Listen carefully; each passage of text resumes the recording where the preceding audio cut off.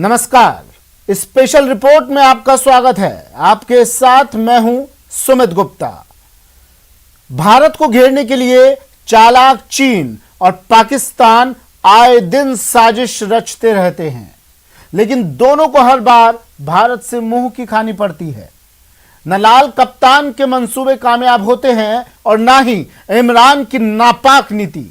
एक बार फिर भारत को घेरने के लिए शातिर शी डेंजर चाल चल रहा है। इस बार ड्रैगन ने हवाई प्लान बनाया है, लेकिन भारत भी चीन के हर जवाब के लिए पूरी तरह से तैयार है। उधर भारत के आगे इमरान खान का एक बार फिर माइंड गेम फेल हो गया है।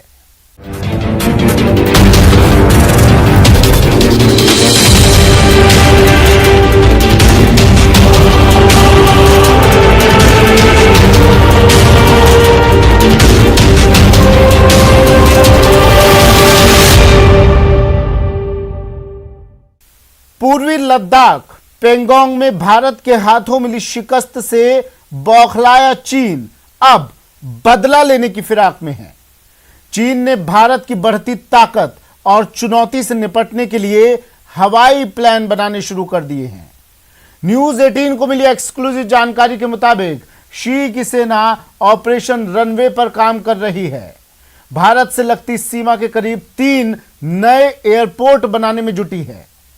कहने को तो ये एयरपोर्ट परिवहन व्यवस्था में सुधार के लिए बनाए जा रहे हैं, लेकिन चीन का असल मकसद कुछ और ही है। चालाक चीन इन हवाई अड्डों का सैन्य इस्तेमाल करना चाहता है, लेकिन आज हम आपको अपनी एक्सक्लूसिव रिपोर्ट में दिखाते हैं उत्तराखंड, सिक्किम और अरुणाचल प्रदेश से लगती सीमा के करीब इन हवाई अड्डों की असली साइड स्टोरी।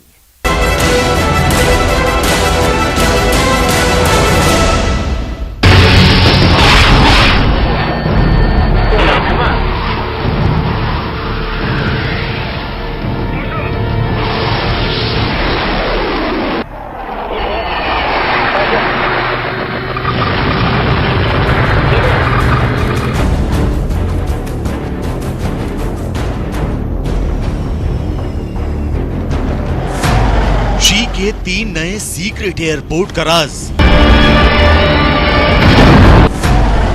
चीन का ऑपरेशन एयरपोर्ट बेनकाब। News 18 super exclusive.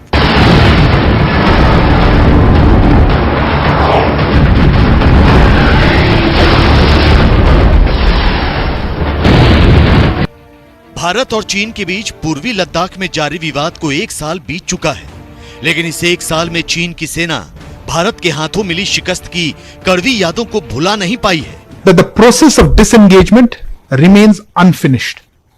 The two sides have agreed that in the interim they would maintain stability on the ground and avoid any new incidents.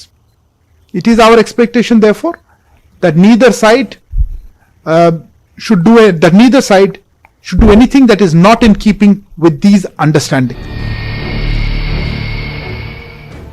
चीन की सेना और वहां की सरकार अब भी बदले की आग में जल रही है, और इसी बदले की आग को शांत करने के लिए चीन ने LAC के करीब तिब्बत में अपनी सैन्य ताकत में इजाफा करना शुरू कर दिया है। चीन एक ऐसा वायु चक्र तैयार करना चाहता है जिससे भारत को घेरा जा सके। चीन तिब्बत में मौजूद अपने एयरबेस में नए एयरक्राफ्ट हैंगर और रनवे की तादाद बढ़ाने में जुट गया है। खुफिया एजेंसियों को मिली जानकारी के मुताबिक चीन तिब्बत ऑटोनोमस रीजन में 3 नए एयरपोर्ट तैयार कर रहा है, जो कि भारतीय सीमा के बेहद करीब हैं। चीन कह रहा है कि इन एयरपोर्ट का निर्माण वो अपनी ट्रांसपोर्ट व्यवस्था को सुधारने के लिए कर रहा है, लेकिन इसके पीछे चीन की एक चाल छिपी हुई है, क्योंकि चीन इन तीनों एयरपोर्ट का इस्तेमाल अपने लड़ाकू विमानों के ऑपरेशंस के लिए करने वाला है। अब आपके जहन में भी ये सवाल कौंध रहे होंगे कि चीन जो 3 एयरपोर्ट बना रहा है वो भारत के लिए खतरे का सबब क्यों हो सकते हैं। इन एयरपोर्ट से अगर चीन अपने लड़ाकू विमानों को मिशन पर भेजेगा भी तो इससे भारत को चिंता करने की क्या जरूरत है।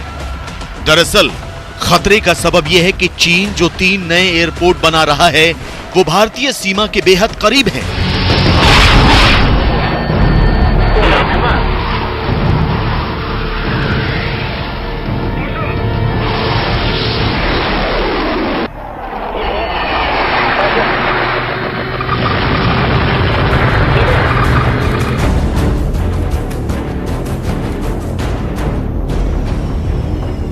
लिहाजा ईस्टर्न सेक्टर के अंदर जहां हमारी 56 माउंटेन डिवीजन अपनी इंटीग्रेटेड बैटल ग्रुप्स के साथ पूरी तैयारी करके बैठी है, एक्सरसाइज कर चुकी है, चीन को खतरा है कि कहीं इस तरफ से भारत चीन के ऊपर अटैक ना कर दे। लिहाजा चीन अपने आप को बचाने के लिए इस क्षेत्र के अंदर भी अपने एयर बेसिस तैयार कर रहा है। चीन एक के बाद एक 3 एयरपोर्ट बनाकर अपनी वायु शक्ति में इजाफा करना चाहता है, लेकिन इसके पीछे भारत की बढ़ती ताकत से डर और लगातार मिल रही चुनौती भी एक बड़ी वजह है। यही नहीं, चीन के सामने सबसे बड़ी परेशानी यह है कि तिब्बत के मौजूदा एयरबेस इतनी ऊंचाई पर है कि वहां से चीन के विमान अधिक मात्रा में हथियार और ईंधन के साथ उड़ान नहीं भर सकते, जबकि भारतीय वायुसेना के एयरबेस पूरी एलएसी पर किसी भी ऑपरेशन को अंजाम देने के लिए अपनी पूरी ताकत से उड़ सकते हैं। यही वजह है कि चीन उत्तराखंड, सिक्किम और अरुणाचल से लगती सीमा के करीब तो सीक्रेट एयरपोर्ट बना ही रहा है। पीपल्स लिबरेशन आर्मी लहासा के गोंगर एयरपोर्ट पर भी एक नया रनवे तैयार कर रही है। चीन ने भी तिब्बत ऑटोनोमस रीजन में तैनात अपने 300 से 350 पुराने फाइटर जेट्स को नए 4थी और 5वीं श्रेणी के फाइटर जेट से बदलने के काम को तेज कर दिया है। न्यूज 18 को मिली एक्सक्लूसिव जानकारी के मुताबिक चीन की लाल सेना ने J-7 लड़ाकू विमानों के पूरे फ्लीट को 4थी और 5वीं श्रेणी के फाइटर विमान J-16 और J-20 से बदलना शुरू कर दिया है। भारतीय वायुसेना ने अपने पुराने हो चले लड़ाकू विमानों को फेज आउट कर नए उन्नत फाइटर विमानों को जंगी बेड़े में शामिल करना शुरू कर दिया है। पिछले साल भारतीय वायुसेना में शामिल हुए दुनिया के सबसे खतरनाक फाइटर जेट रफाल इसकी बानगी है, जिसका एक स्क्वाड्रन अंबाला में पूरी तरह से तैनात किया जा चुका है, जबकि दूसरा हाशिमारा में मोर्चा संभालने वाला है। लिहाजा चीन भी अपने J-7 फाइटर जेट की पूरी फ्लीट को 4थी और 5वीं पीढ़ी के J-16 और J-20 से बदल रहा है। दरअसल चीन का J-7 लड़ाकू विमान भारतीय सीमा से लगते चीन के वेस्टर्न थिएटर कमांड की एयर ब्रिगेड का हिस्सा है। J-7 फाइटर जेट ज्यादातर कॉम्बैट ब्रिगेड और 2 ट्रेनिंग ब्रिगेड का हिस्सा है, लेकिन ऊंचाई वाले इलाकों में चीन का यह विमान जंग लड़ने में कारगर नहीं है। लिहाजा चीन ने इसकी जगह J-20 और J-16 को तैनात करने का फैसला किया है। चीन ने अपने J-17 और J-20, जिसको वो 4th जनरेशन और 5th जनरेशन का एयरक्राफ्ट बोलता है और जिन्होंने एक भी लड़ाई आज तक नहीं लड़ी, उनको अपने एयरफील्ड्स पे तैनात करना शुरू कर दिया है। परंतु जिस प्रकार की मारक क्षमता राफेल के पास है और इसके बियॉन्ड विजुअल रेंज मिसाइल्स जो कि 120 किलोमीटर से 160 किलोमीटर तक दुश्मन पे वार कर सकती है, दुश्मन के जहाज को उड़ा सकती है, देखना होगा चीन इससे कैसे निपटेगा। भविष्य की चुनौतियों के मद्देनजर भारत ने भी अपने पुराने हो चले MiG-21 के अलग अलग वर्जन को फेज आउट कर दिया है। इनकी जगह रफाल और स्वदेशी लड़ाकू विमान तेजस ले रहे हैं। भारतीय वायुसेना ने चीन की चुनौतियों से निपटने का फुल प्रूफ प्लान बना रखा है, और अगर हालात बिगड़े, जंग की नौबत आई, तो भारत के वायुवीर चीन की वायुसेना के होश उड़ा देंगे।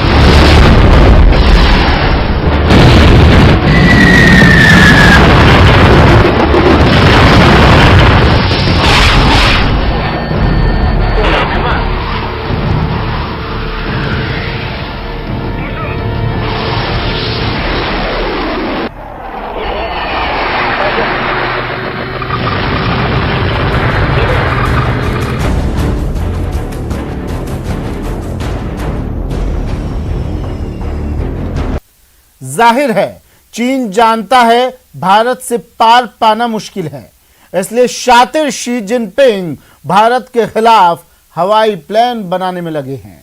वहीं दूसरी तरफ पाकिस्तान भी भारत के खिलाफ कुछ ऐसे ही मंसूबे पाल रहा है। पाकिस्तान ने रणनीतिक बढ़त हासिल करने के लिए अब कजाकिस्तान की चाटुकारिता शुरू कर दी है। कजाकिस्तान से भारत की दोस्ती और वहां मौजूद भारत का एयरबेस इमरान खान की आंखों में इस कदर खटकने लगा है कि इमरान खान कजाकिस्तान पर डोरे डालने से भी परहेज नहीं कर रहा।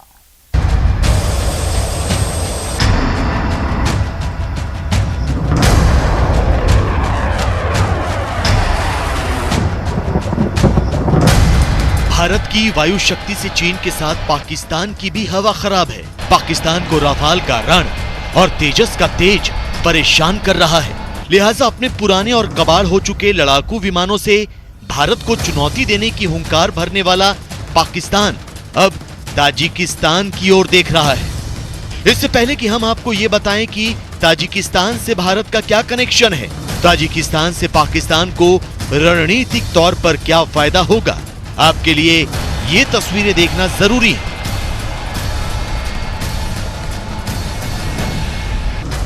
आसमान में मौजूद ये यात्री विमान ताजिकिस्तान का है और इस विमान में सवार हैं ताजिकिस्तान के राष्ट्रपति इमाम अली रहमान।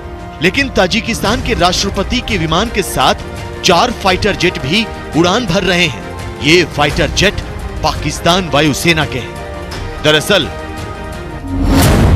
ताजिकिस्तान के राष्ट्रपति इमाम अली रहमान पाकिस्तान के 2 दिन के दौरे पर आए थे, जिन्हें एस्कॉर्ट करने के लिए पाकिस्तान ने आसमान में अपने J-17 लड़ाकू विमानों को भेजा। पाकिस्तानी J-17 लड़ाकू विमानों ने ताजिकिस्तान के राष्ट्रपति के विमान को पाकिस्तानी हवाई क्षेत्र में घुसने पर उसे अपने सुरक्षा घेरे में ले लिया। पाकिस्तान इस तरह का स्वागत केवल उन्हीं देशों के राष्ट्राध्यक्षों का करता है जिनके साथ पाकिस्तान के या तो करीबी संबंध हैं या फिर वो बनाना चाहता है। ताजिकिस्तान के सदर इमाम अली रहमानी 2 रोजा दौरे पर इस वक्त इस्लामाबाद पहुंच चुके हैं। आपको बताते चलें कि ताजिक सदर वजीर आजम इमरान खान की दावत पर पाकिस्तान का दौरा कर रहे हैं। वफाकी वजीर मखदूम खुसरो बख्तियार ने ताजिक सदर इमाम अली रहमानी को रिसीव किया, उनका इस्तकबाल किया और इस मौके पर ताजिक सदर को तोपों की सलामी भी पेश की गई। दरअसल ताजिकिस्तान के राष्ट्रपति इमाम अली रहमान का पाकिस्तान दौरा पाकिस्तान के लिए बेहद अहम है। ताजिकिस्तान ने पाकिस्तान से हथियार खरीदने का सौदा भी किया है, लेकिन पाकिस्तान की नजर तो इससे कहीं आगे के लक्ष्य पर टिकी है। दरअसल ताजिकिस्तान और अफगानिस्तान के बीच 1400 किलोमीटर की सीमा है। ये इलाका भारत के लिए बेहद अहम है। भारत ने दहशतगर्दी से निपटने के लिए ताजिकिस्तान की राजधानी दुशांबे के पास आईनी एयरबेस तैयार किया है। इस एयरबेस के जरिए चीन और पाकिस्तान पर नजर भी रखी जाती है। कारगिल युद्ध के समय भारत ने आईनी एयरबेस को बनाने का फैसला किया था। भारत ने 2002 से 2010 तक इस एयरबेस के आधुनिकीकरण के लिए करीब $7 करोड़ खर्च किए थे। भारत ने यहां सिर्फ रक्षा उपकरण ही नहीं भेजे, बल्कि रनवे को 3200 मीटर तक बढ़ाया। बताया जाता है कि इस एयरबेस पर 150 से ज्यादा भारतीय सैनिक मौजूद हैं। पाकिस्तान, ताजिकिस्तान या अफगानिस्तान में भारतीय सेना की तैनाती से फौरन टेंशन में आ जाता है। उसे डर है कि भारत पाकिस्तान पर हमले के लिए किसी भी वक्त दूसरा मोर्चा खोल सकता है। माना जा रहा है कि इसी वजह से अब वो ताजिकिस्तान पर डोरे डाल रहा है। भारत की ताजिकिस्तान के साथ दोस्ती पाकिस्तान को बहुत चुभ रही है, क्योंकि उधर से जो एयरबेस है उसके द्वारा पाकिस्तान के ऊपर भी निगाह रखी जा सकती है, चाइना के ऊपर निगाह रखी जा सकती है। तो अब जब ताजिकिस्तान के राष्ट्रपति वहां आए तो पाकिस्तान ने जिस तरह से आगे बढ़कर रेड कारपेट स्वागत जिसको कहते हैं और J-17 एयरक्राफ्ट भेजना उनको एस्कॉर्ट करने के लिए, यह दिखाता है कि पाकिस्तान किस प्रकार कोशिश कर रहा है ताजिकिस्तान में अपने पैर पसारने की। भारत और ताजिकिस्तान के बीच दोस्ती तब मजबूत हुई जब साल 2001 में अमेरिका पर आतंकी हमला हुआ। इसके जवाब में अमेरिका ने अफगानिस्तान में अपनी सेना उतार दी। उस समय अटल बिहारी वाजपेयी भारत के प्रधानमंत्री थे और उन्होंने ताजिकिस्तान के साथ दोस्ती को मजबूत करने का फैसला किया।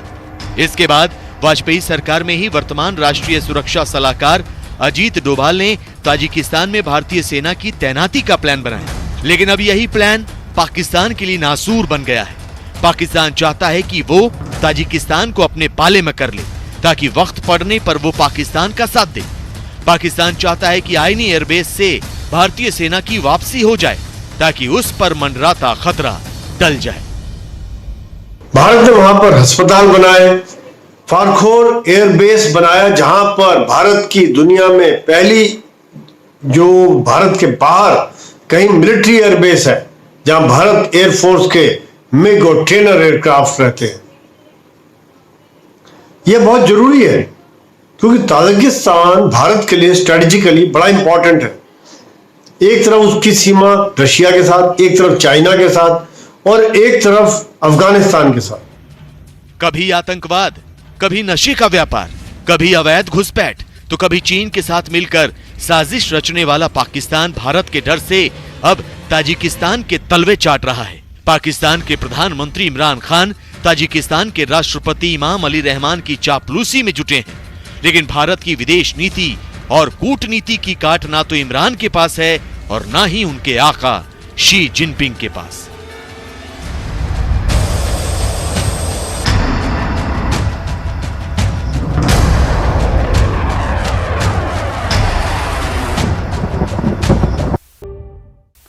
अब बात अफगानिस्तान में हुए धमाके की। लंबे समय से तालिबानी खूनी जिहाद और पाकिस्तान की आतंक नीति से परेशान अफगानिस्तान में एक और धमाका हुआ। आतंकियों ने एक बस को बम से उड़ा दिया। यह धमाका इतना जोरदार था कि 4 लोग मारे गए जबकि कई लोग जख्मी भी हुए। लेकिन चिंता की बात तो यह है कि इस धमाके में तालिबान और आईएसआई का नाम सामने आ रहा है। काबुल के जिस इलाके में धमाका हुआ वहां मौजूद आबादी को देखते हुए इसका संदेह 2 आतंकी तंजीमों पर जताना लाजमी है, क्योंकि तालिबान और आईएसआई इन इलाकों में शरिया कानून लागू करवाना चाहते हैं, बल्कि वहां के शिया मुसलमानों का अस्तित्व भी मिटा देना चाहते हैं।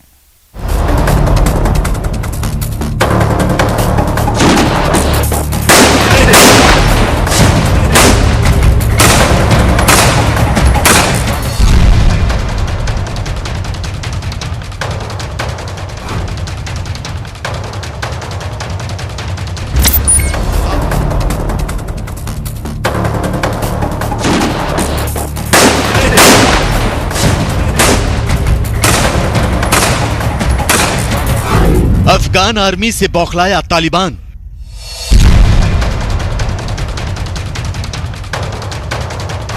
काबुल में तालिबान का खूनी इंतकाम।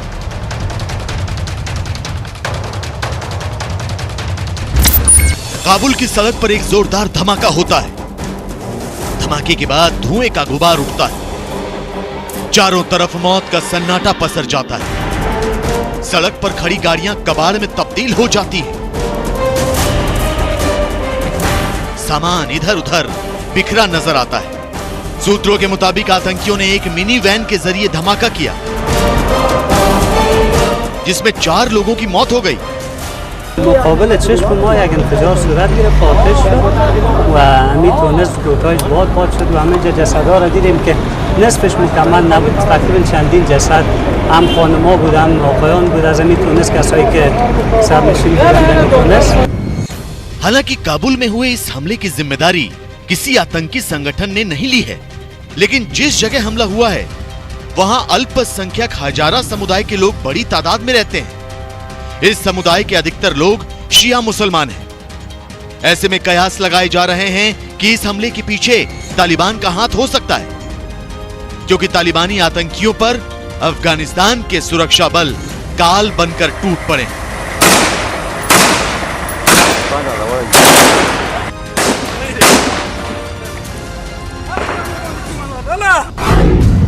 अफगानी सुरक्षा बल ने आतंकवाद पर तगड़ा प्रहार करते हुए 24 घंटे के भीतर 100 से अधिक तालिबानी आतंकियों को ढेर कर दिया है। इतना ही नहीं, अलग अलग जगहों पर हुए ऑपरेशन के दौरान 50 आतंकवादी घायल हो गए। भारी मात्रा में हथियार जब्त किए गए और गोला बारूद भी नष्ट कर दिया गया। अमेरिकी सैनिकों की वापसी के साथ ही अफगानिस्तान में हाल के दिनों में हिंसा और तालिबान के हमलों में बढ़ोतरी दर्ज की गई। हालांकि तालिबान ने अभी तक आधिकारिक तौर पर यह ऐलान नहीं किया है कि वो अफगान सरकार के खिलाफ जंग छेड़ चुका है।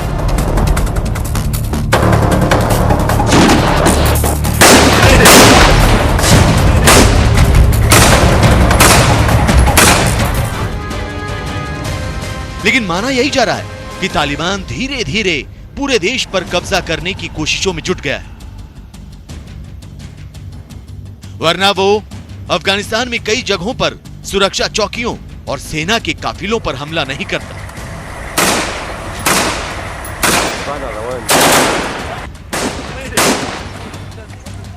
वैसे खबर तो यहां तक है कि तालिबान का साथ देने के लिए आईएसआईएस ने भी अब पूरी तरह से मोर्चा संभाल लिया है।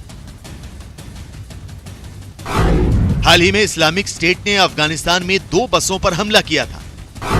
इन हमलों में 10 लोगों की मौत हो गई। यही नहीं, आईएसआईएस ने एक बिजली घर को भी विस्फोट से उड़ा दिया, जिससे काबुल की बिजली आपूर्ति बाधित हो गई। आईएसआईएस देश के शिया मुसलमानों को टारगेट कर रहा है। उसने शिया मुसलमानों के खिलाफ जंग का ऐलान भी कर दिया है। The Islamic State group has only brought destruction to Afghanistan.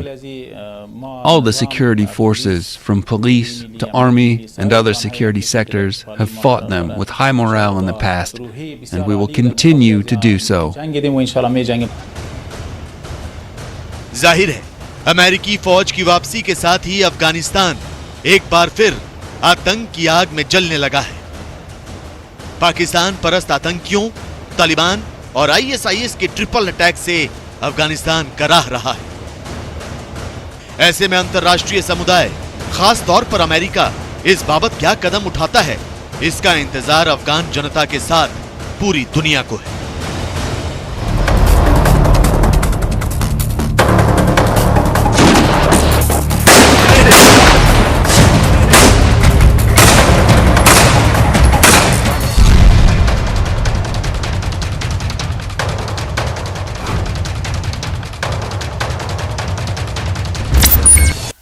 Special report में फिलहाल इतना ही। दीजिए इजाजत, नमस्कार।